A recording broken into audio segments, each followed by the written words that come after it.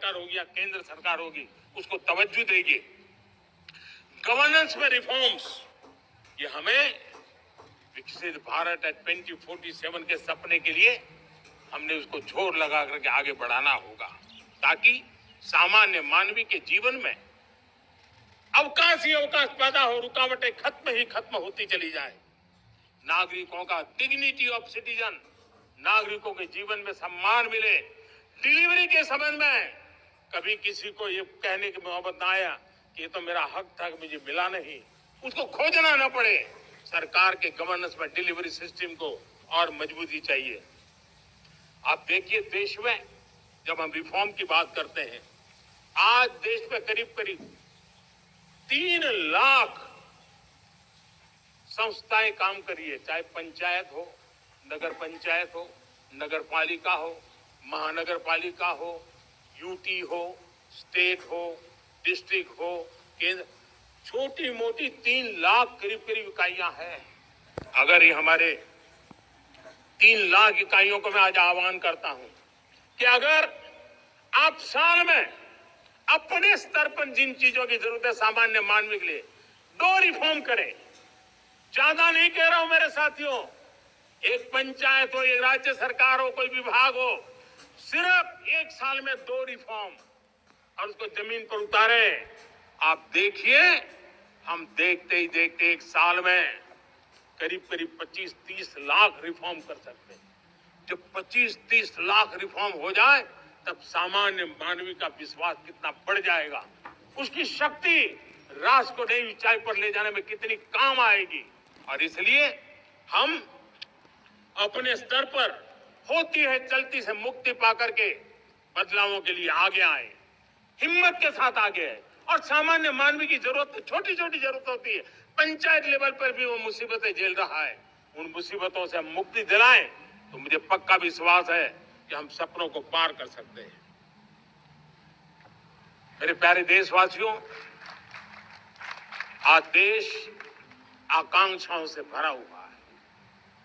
हमारे देश का नौजवान नई सिद्धियों को चूमना चाहता है, नए नए शिखरों पर वो कदम रखना चाहता है। और इसलिए हमारी कोशिश है हर सेक्टर में कार्य को हम गति दें, तेज गति दें, और उसके द्वारा पहले हम हर सेक्टर में नए अवसर पैदा करें। दूसरा, ये बदलती हुई व्यवस्थाओं के लिए जो सपोर्टिव इंफ्रास्ट्रक्चर चाहिए, उन इंफ्रास्ट्रक्चर पर हम बदलाव के मजबूती देने की दिशा में काम करें। और तीसरी बात है, नागरिकों की मूलभूत सुविधाओं के विषय में हम प्राथमिकता दें, उसको बल दें।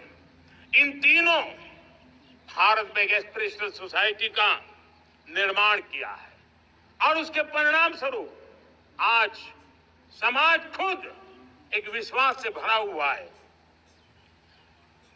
हमारे देशवासियों की आकांक्षा है, उनके एस्पिरेशंस, हमारे नौजवानों की ऊर्जा, हमारे देश के सामर्थ्य के साथ जोड़ करके हम आगे बढ़ने की एक ललक लेकर के चल रहे हैं।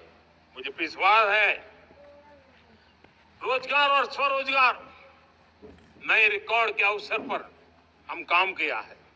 प्रति व्यक्ति आज आय दोगुनी करने में हम सफल हुए हैं। ग्लोबल ग्रोथ में भारत का योगदान बड़ा है। भारत का एक्सपोर्ट लगातार बढ़ रहा है। विदेशी मुद्रा भंडार लगातार बढ़ा हुआ है, पहले से 2 गुना पहुंचा है। ग्लोबल संस्थानों का भारत के प्रति भरोसा बढ़ा है।